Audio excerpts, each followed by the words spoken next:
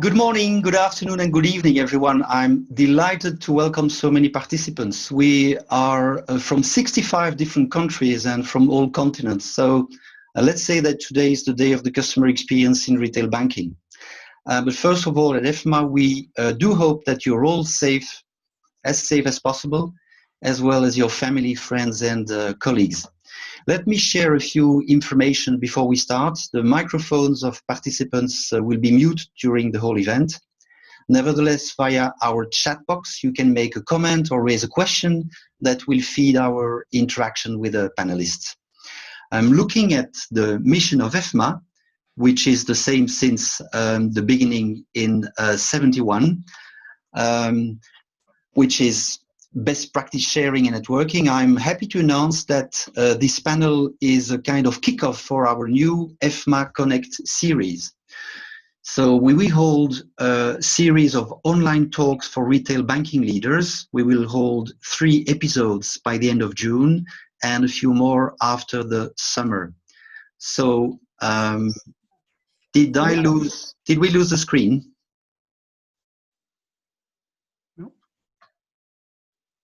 Oh, we missed our monitor, our primary. There we go. Yeah, okay, there we are. So I was saying that I'm announcing a new series called Efma Connect series. If we can get to that slide, and if not, then I would jump to the next point. Yes, and the next, please. So here, I'm just announcing the 3 episodes by the end of June. The first one will be on the 29th of June, and we'll talk about the branch transformation post-COVID with ING and our beloved expert Ula from Efma. The day after, episode 2 will be on the 30th of June, and we'll look at how Asia is reinventing financial services. And we'll have the pleasure to welcome Ping An and DBS with Efma. And the day after, 1st of July, we'll welcome Accenture Interactive and Fjord to discuss about the new human truth for customer experience and what it means for banks. So please stay connected, by the way, on the Efma Connect series. Now, without any delay, let's get to me to introduce you the 4 stars of the day. So first, I'd like to welcome Claire Calmejean, Group Chief Innovation Officer. Hello, Claire. Hello. How are you doing? I'm good. Hey, Claire. It's very nice to welcome you here with the other panelists. Now, tell me just from a more personal point of view, how did you experience the last months of lockdown, if I may say? Well, it's been a bit more than a month in France. So it's been about 3. I mean, it's been super challenging, I think, like a lot of people in the call, and thanks everyone for your time. Obviously, I'm a mom of 2. I have a 3-year-old and a 16-month-old. So that was really, really full on. And work, obviously, we'll talk about it in digital and innovation, have absolutely not stopped. Yeah, so you had different jobs in parallel, right? Exactly. Taking care of the bank and of the kids. Great, thank you. It's very nice to have you. Now jumping to America. Hey, Jim Harris, owner and publisher of Digital Banking Report, speaker and co-publisher of the Financial Brand. Hey, Jim, how are you doing? I'm doing great. How are you?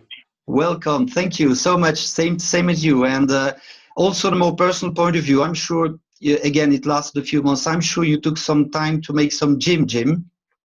Yeah, I already was working from home, so the shutdown was just an adjustment. Because I couldn't go to the gym because that was also shut down. I ended up buying some more equipment, which it's an expensive endeavor, buying treadmills and rowing machines and such. But yeah, so everybody adjusted. I think it really showed the flexibility and the adaptability of the human spirit. Yeah, it does. So thanks for joining, and we're delighted to have you as well. Now back to Europe, and Chris Skinner, author, speaker, and troublemaker. Chris, hello, welcome. Hey Philippe, ça va? Oh yeah, this friend is wonderful. We were just learning him a few words with Claire before we get connected.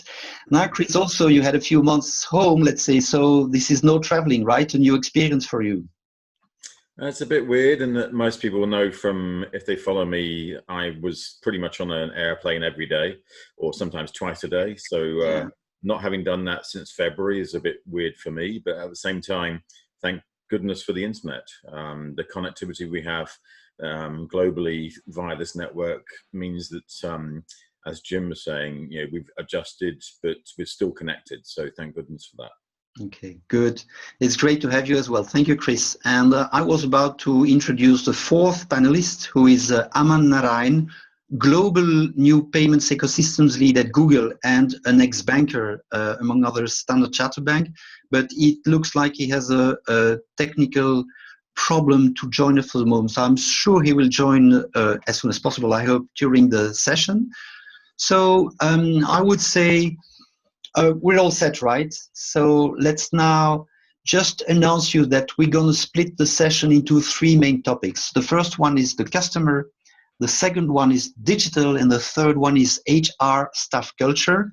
Also, I'm very well aware that they overlap with each other, so we're not going to talk specifically on one only.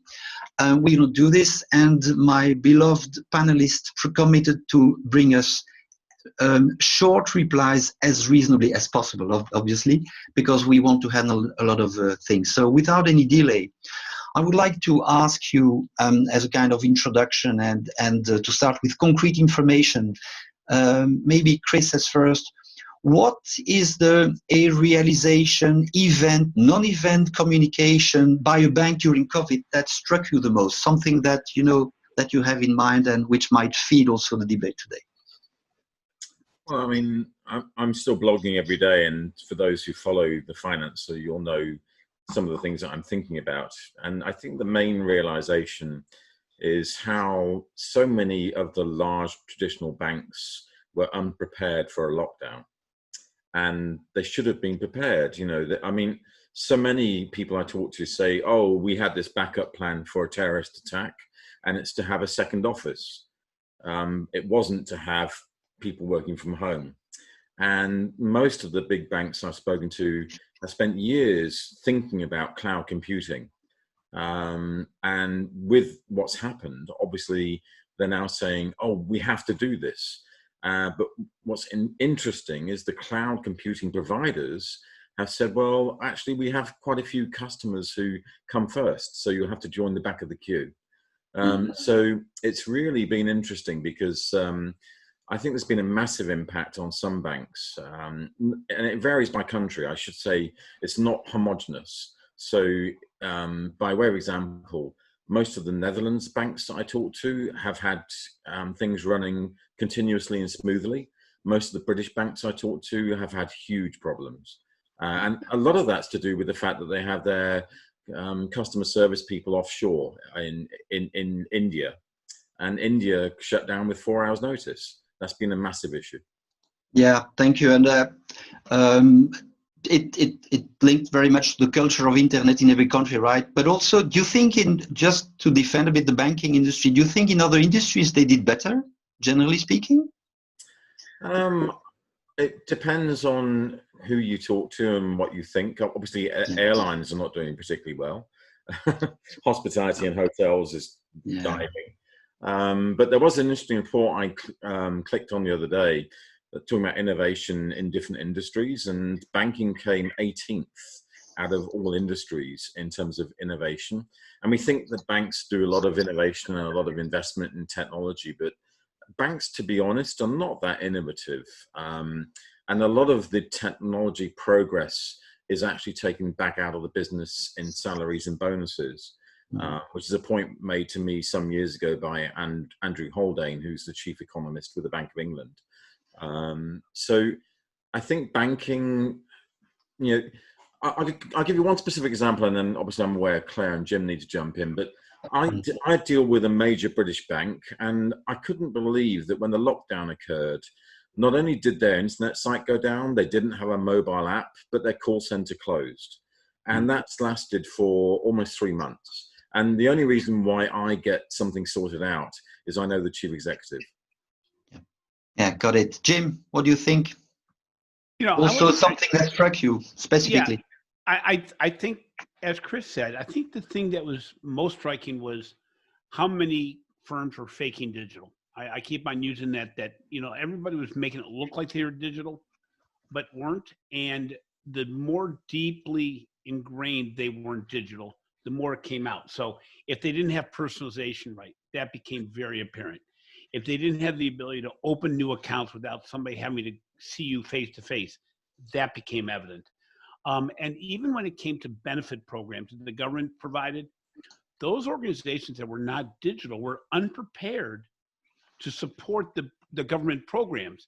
And the bigger ones had a harder time making the adjustments needed, while some of the small banks did extraordinarily well pivoting. You know, we have examples in the US where organizations got things up and running over a weekend, and just amazingly good stories. But I think what will probably come out of this is, you know, during times of massive stress, which we've never been in this kind of situation before, you kind of realize who your friends are. And my example is, my bank was contacting me on a monthly basis about transferring retirement funds to their bank up until COVID. Post, 3 months ago, March 17th on, I have yet to hear from my bank on a one-to-one basis. And it's not like you can't do it. In fact, you probably could do it better, because you could get all your business clients on a Zoom call like this, say, hey, do any of you need help? And just come out personally. Instead, my bank came out and said, by the way, if you haven't signed up for online banking, do so today, and then you can come and ask us the questions. And I'm going, that's an answer you know already. So it exposed the worst parts of what the banks had not done. But I think coming out of COVID, consumers are going to make the decision as to who is there for them. Yeah. They became very aware that the Amazons, the big box stores that have immediate delivery, were there for them, and they were easy to deal with. The delivery services for groceries, they figured out they were there for them. Zoom. Why did people continue to use Zoom even with security issues? Because it was so easy. And they took care of a lot of the security issues afterwards. But what we find out is simplicity, ease of use, which are somewhat similar, being there for me, and not messing up, are pretty doggone big when you're like Claire or Chris with 2 kids and running around the place, and you're saying, I can't do everything at once if my partners aren't partnering with me. Yeah, thank you. So simplicity, ease of easiness to use is something we've heard for years, right? But still we're not there. So Claire, what's your maybe the thing you remember first, and then we'll get into that discussion that Chris and Jim opened. I have at least Philip to reply a little bit about it. Of course. But no. By the way, I chose the order deliberately, right? Yeah. But no. I think it's totally right. I think we are surrounded by the digital experience during the lockdown, even if there are difference in geographies, because. Jim, when you refer to Amazon, Amazon in France, that was a little different story than America. So there was I think there was a lot of different feelings that went through the crisis, from a sense of belonging, why I'm here, and for sure, the ones that were there. And I think that's really the point of Jim. And we've seen that in our network with a different relationship with some of our banker, reaching out directly by text, or just, checking in if the customer was all right, because, there was this major health crisis, and if their business could run, if everything was fine. And I think this relationship, and making sure, the economy was slowing down, even stopped, but could still, run, and the rebound, and, unlocking the scheme was at the heart of it. I definitely agree also with Chris that, if you didn't prepare yourself to sell online and to understand the digital customer experience and personalization, it will not happen. In Société Générale, we have about 80% of our applications that migrated in the private cloud already. We have about 6% in public cloud. We switched about 50,000 people in 2 weeks in remote working. So I will say we were probably not part of the ones that had the challenges that Chris had. We had challenges though, this crisis was not technologic. It was really a people crisis. And we felt for all our colleagues, going in the branch, ensuring the work was done, taking the risk in the day-to-day basis. And I think that struck me somehow, because Of course, on my day-to-day, I live in innovation. I live in the digital world. That's what I need to do. I need to I'm an evangelist of let's go digital, let's do it. But this has brought me back also to the reality, to the more relationship part and human based part of our business. But really, what the joke, Philippe, about what was the most funny things in the last week was last week. I mentioned we had a lot of work, and I got up. I also have 2 kids. Got up at 5:30, which is very unusual. And one of my friends in Singapore invited me to a webinar, connected, saw a panel on payments, started to listen because I'm dealing with something in e-commerce at the moment. And I saw Aman on the screen. And I didn't know Aman and I were going to meet today. And I just said, oh, this guy is interesting. I reached to him in LinkedIn. And I said, oh, can we have a call? The day after at 8 French time, we are on the call together. And at the end, I say, thank you very much. Really hope we can meet up physically at one point. And Aman replied to me, very calm. Yes, Claire, we are meeting next week at the Efma webinar. Absolutely. I mean, that's innovation. That's serendipity. That's what the crisis brought us as well, is full of opportunities, and we need to also to look at them. Yeah, I think this period was a terrible wake-up call, I would say, for digital, for banks, also for organization. And I think we have already a number of nice topics to handle. And by the way, if you need to evangelize within the bank, just use this video. The beginning, I think it's quite strong. So for everyone in the management of a bank or any company. Thank you, Claire. Now, Aman, you're there, right? Yes, Great I am. you. Sorry about that. Good. That's okay. That's technology as we use. So, Aman, you just missed a few minutes, and the first thing I wanted to ask you is to tell us how you experienced this lockdown period, just as an introduction. Yeah, so I live in Singapore, so it's and this is the home of convenience.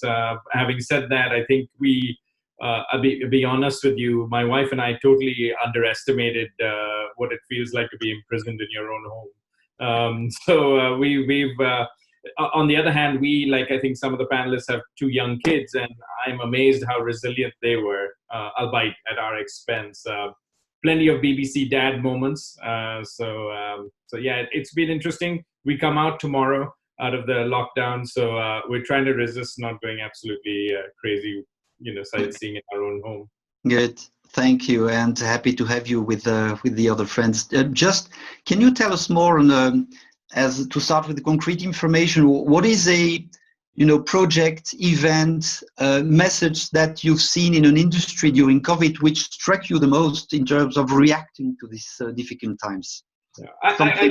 Yeah, I caught the tail end of I think what Jim was referring to, which is that 2 things. One is I think a bunch of people got caught out, right? So there were a lot of people who were selling a digital story, but it didn't really come through.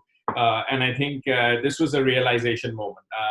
And I'll give you, on the flip side, people who had invested, I think Claire and some who talk, people who have invested really saw the benefits of it. I'll give you an example. A bank we work with in India called Kotak Mahindra Bank, they were opening around 2,000 accounts a day across their branch network, couple thousand branches across India.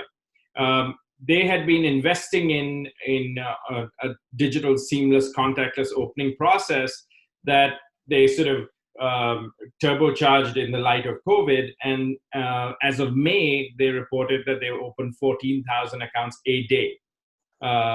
So that's a company that has already invested in this and saw the benefit in COVID. I think there are a bunch of other companies that are waking up. I also thought, we talk about it a little bit more, I think it was a great time to reinforce trust for traditional players. So here in Singapore, for example, DBS Bank, who I think is on next and is a partner of ours, they really, they went to town. And I mean, I was pretty taken aback by how much they invested in, in the community in terms of relief efforts, in terms of basically providing capability for all of their customers in terms of debt relief, from whether you're a homeowner to an SME.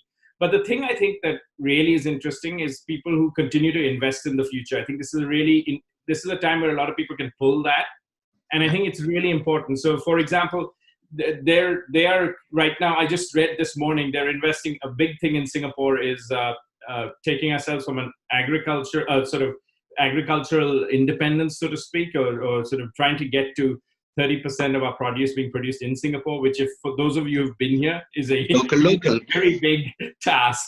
But it's called the 30-30 project, and so they've invested in efforts to kickstart that. So hydroponic farming, all of that. So we can talk about it. So exciting times. Good. Thank you so much. So why don't we now take the opinion of the participants? I'd like to, can you please put the first poll on screen? And I'm just wondering if you can see it. Can we see the poll? I can't see. Yes, there we are. So I'd like all participants to reply to that question. And the question is, will traditional banks see mass departures post-pandemic? And we asked you to reply with a yes, you agree. No, you disagree because there is no risk. No, you disagree because you're working on it. And potentially if you have no opinion. So let's take a few seconds to see what you think about it. So I suggest we wait a few more seconds. And if we can now show the results on screen. Hey, there you are. So the majority is saying no mass departures because we're working on it. A good number say no departure because there is no risk, we don't believe it is, and well, a fifth saying yes, there will be. So I must admit, and I had some discussions and comment with the panelists earlier, the title of the panel was made a bit provocative, not only to attract more people, but also to make us think. So I'd like to jump now to Claire maybe. Looking at the results, the general question would be, what did you learn as a banker from this lockdown period? What did the customer tell you? Sure. So first, we have done active listening of our customer, especially through our retail banks across Russia, Czech Republic, Romania, France, and Africa. What we observed, like general literature tell you three things. They tell you that one, people were satisfied generally of their banks because bank turned up to support, especially through the rebound scheme that Jim was mentioning about earlier. Second, people tell you, okay, customers declare intent that they will use more digital and shift a little bit their digital banking. And third, there is an intent, especially with payment transactions that have been made much more contactless. So in France, the threshold was increased to 50 euros. But if you go to Africa, it was even more. And the Central Bank of Africa started to put fees on a physical transaction to encourage mobile banking and e-money. So, there was a total shift in some of our geographies where we are present. So that's the declaration and the intent. Then you look at the numbers and what's going on in the call centers, in the branches, and in your mobile banking. So of course, people have used more online, and we've seen a little bit of switch to mobile banking, and people have left online, and that was quite clear during the crisis.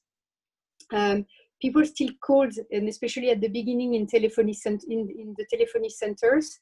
And where we had bots, so such as in Boursorama, or online brand in France, we have chatbots that are quite evolved, and we could have seen that it mitigated a lot the waiting time, by answering some of the queries. So when you analyze the queries, what you realize is about 50% could be treated through a bot type work, and about 50% were still about reassuring, asking questions that are not easy to answer through AI or different things. So there was still a need, in this crisis to do that. And in branches, about 33% generally of the branches were closed. And the closing was due to the pandemic because some people could not come at work, or because of, child at home as well, and cares that could not be there. If you look at the retail bank globally, people are talking a lot about the acceleration. The reality is for us, where the strategy was already well in train. Yes, we've seen a little acceleration, but not so much. Where I anticipate, so what we've seen clearly though is cashless payment transaction, trading that was much more, in demand, and savings that went up overall across our different geographies. Where I expect probably some change further is on private banking, where we have seen some usage switching and being a bit more digital compared to what it was pre-COVID. In enterprise, where we could have seen already some shift, by using platforms, SME platform type work, and coordinating, especially around the treasury management, some of your operations, that you could expect that, SMEs that were less digital, basically through the crisis, have had to use Zoom, had to run their business, and then the rebound, will probably be more in demand. So that's, holistically, I will not hang there just in the fact that, oh yes, there was a drastic acceleration. I think if your strategy in B2C was well in train, it's okay. And more expecting switch in B2B actually. Yeah, probably in relative term, you were a bit more advanced and that the acceleration is less big, right? That's probably what the big message. Jim and Chris, Chris first maybe. Yeah, there must be other banks a bit less advanced where then they need more acceleration. Yeah. I mean, it's interesting in that I'd love to say that we'll see a mass exodus from big banks to challenger banks. It's not going to happen. And there's a number of reasons why it won't happen. In particular, because of the regulatory structure of banking. So I just tweeted something, I was just bringing it up on my other screen so I could remind myself what it said, which is, the average American bank, according to Bank of America Merrill Lynch, has 128,000 regulations to deal with, compared to the average American technology company has 27,000. And when you look at a regulation, the Lord's Prayer is 66 words, Our Father who art in heaven. The EU regulation on the sale of cabbages is 26,911 words. So you take 128,000 regulations times an average of 30,000 words per regulation, and you realize why banking is just so boring. Because, basically, if you're an entrepreneur, why would you want to get into this industry to deal with so much overhead of oversight? And equally, just to add a little bit of spice to the conversation, I have tried to switch my bank account during this pandemic because I was so disgusted with the service I was getting from my business bank. But the onboarding process proved to be too difficult. So I didn't do it. And you may say, but we've seen surveys that it's only like 50 clicks or 40 clicks to switch your bank.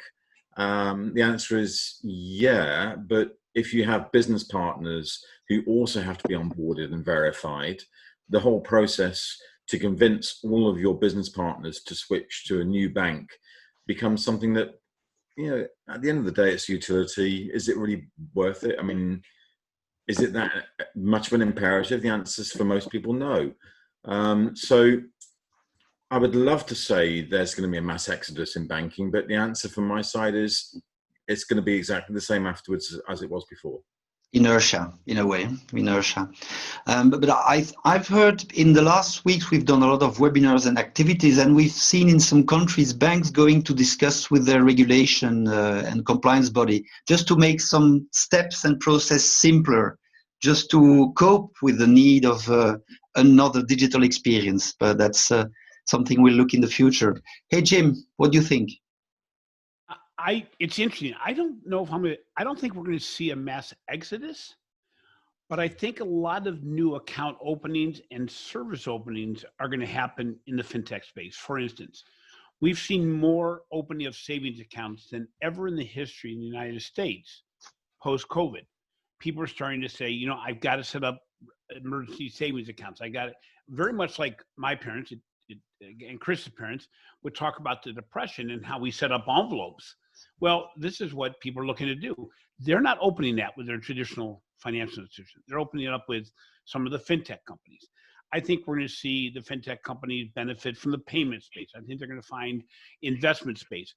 I think a lot of new accounts are going to be opened, which won't look like a mass exodus, but there'll be a lack of growth. And I think, it's going to end up with what I'm going to call the legacy fintechs, which is kind of an interesting combination of words, but you're going to see it in the biggest organizations, because a lot of the smaller fintechs, the longer this crisis goes on, the less cash is available. And we're going to see a lot of partnering going on. So maybe we'll see some of the mid-size or smaller, or even larger banks get some of these services.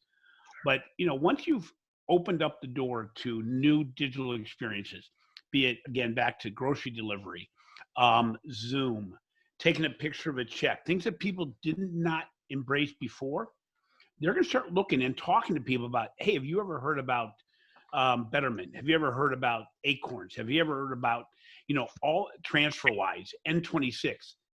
And I think we're going to see a lot of new openings come out of that. One of the challenges, somebody said that, well, geez, we haven't seen nearly as many of the new openings at the fintechs. Well, I think that's because marketing scaled back. There is an issue with regard to financing. So, a lot of these companies who are putting a lot of money into marketing aren't doing it, but people are going to go try those services, the big ones. And, I look at the way I'm looking at PayPal right now as a financer. I look at Marcus. In the US, Goldman Sachs and Marcus is, in my mind, the organization to watch, because the only thing they're missing right now is a traditional checking account. And there was talk a month and a half ago, about the possibility of them acquiring a traditional bank. Well, I'm not too sure if they're going to do that, because they're only going to make that move if it's better for them from a production and a product standpoint. But the reality is they've got all the components together. They're doing it completely digitally. Thank you, Jim. Hey, Aman, an ex-banker. I introduced you that way in the beginning. So what's your perspective, especially coming from a big tech? Yeah, so I think we see this like an accelerant rather than a pivot or a transformation. So like what we've lived a couple of years in a couple of months. I think a lot of what I try not to repeat what's been said. I think customers have certainly valued, as we've talked about, banks that have invested in technology, whether it is to speak to their RM virtually. We were on with a bank that will remain nameless, who were using Zoom, who, with the most traditional bank, and like, what, you guys are using Zoom? This is amazing. How the hell are we talking? So I think they've got that Dutch courage to do that. Whether it's an account opening, I think most banks have struggled with Chris's problem, or even sort of provisioning a card digitally, which most fintechs do. But now banks are saying, hang on, we should actually be able to provision a card into Google Pay or Apple Pay seamlessly. I think the statement that we made about mass departures, as you yourself said, is a bit alarmist on purpose. But I think in the short term, as Chris was saying, people are conservative. And in these times where I put my deposits and my wealth is going to be, I'm going to be very conservative around that. But as Jim was saying, I might flirt with the occasional account opening. I do think the sector to watch is the lending sector. And people are a little bit more adventurous in, the lending sector. I don't mind borrowing money from anybody as long as the rate's good and it's transparent and nobody's going to come and knock my knees out. So that piece I think is really interesting, and particularly in this environment where with capital constraints and traditional banks using traditional models, there is a opportunity there for fintech to get in there. And then lastly, I think my passion at the moment, payments. I think we are primed for a contactless moment in payments. It remains to see whether it will not be realized in all countries, but there are certainly countries where we are seeing green shoots of the potential of that. Mm-hmm. Thank you, Aman. I suggest we get to the next chapter, which is going for more digital, which of course does not forget the customer we were handling here. And I would like to take a second poll with the audience to get their opinion again, if we can have the second one. Coming probably, yes. And there, as you can see, the question is quite simple. Do you think the pandemic will result in accelerated digitization within financial services? We'll just take a few seconds because it's quite obvious. One click only on two options. Can we see the results? Wow. It's you might think it's a fake one where I was the only one to reply, but no. Philippe, Of course. I think you self-selected the audience for that question before that question. Exactly. No, I think as an introduction, I looked at the latest studies we published and we identified, and I think all figures are showing this. So we even heard a few days ago OCBC announcing that they will hire 3,000 additional people for digital further development. We see the statistics with customer going that way. So maybe, Aman, what do you think about this? How can banks, get to another level of digitization? So we were just talking about this actually I was just talking about it with somebody from OCBC who was messaging me with serendipitously as we speak. There is a shift, like when I was in banking 6 years ago, we referred to the channels I ran, digital channels. We used to call them, everybody used to annoy the heck out of me because everybody called them alternative channels. I think after this crisis, we will refer to physical channels as the alternative channel, because I think that has proven that the digital channel is the primary channel, and you can always build a capability from online to offline, but building it from offline to online is a heck of a lot harder. So I think what we should be seeing is a lot more focus on building better products, how we distribute them to clients, and those are fundamental shifts. Those shifts, I think, we won't see them in the next quarter, but I think they increasingly become more evident to us, and the hiring that is going on here is related to that. Yeah, thank you. Well, you're talking about creating new products. Jim, what can be the issue there? Is there a question of legacy within the bank? How do you see those things there? I think the thing that we're going to see is the whole definition of digital. Chris can talk to this because of his book, Doing Digital, because he's talked about it quite a bit. But the reality is the definition of digital and what people will call digital is vastly different from the way the consumer is going to define digital. And I think the biggest challenge we have now is our organizations really just going to allow you access through digital to their traditional services, or are they going to truly change the inner workings of the way they move to digital? I talked to a financial institution last week that said, we finally converted, all of our account opening processes to digital. He says, we've gone down from 15 minutes or maybe they went to 15 minutes, but I think maybe they went from 15 minutes to 5 minutes. And I said, okay, congratulations. But how does that compare to the 5 minutes it takes me to open a mortgage at Rocket Mortgage? I'm referring to the US, or the 3 steps I have to make to open a credit card at American Express, where they ask me my name, my government ID number, and my cell phone number. And the cell phone number is simply to get back to me with the response that I've been approved, and to be able to use text to communicate with me going forward. The bottom line is we haven't pre-filled documents. We don't have documents that pre-fill. We don't take information we have.